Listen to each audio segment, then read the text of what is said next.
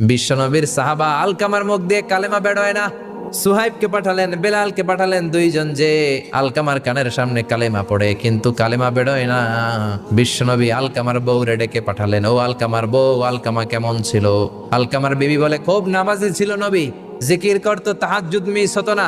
আলকামার বাবা মা দুইজনের কেউ বেঁচে আছে নাকি? আছে, মা আছে।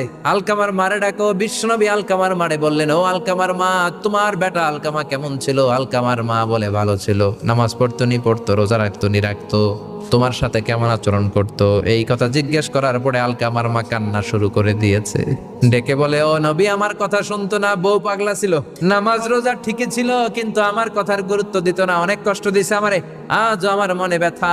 বিশ্বনবী বলল, তোমার নিজের ছেলে কি আর করবা, মাফ করে দাও। আলকামার মা বলে, না, মাফ করবো না, ভেজাল আছে না নাই? বিশ্বনবী বললেন, লাকড়ি আনো, আগুন জ্বালাও, আলকামারে আমরা আগুনে ফেলবো। লাকড়ি আনা হলো, দাও দাও।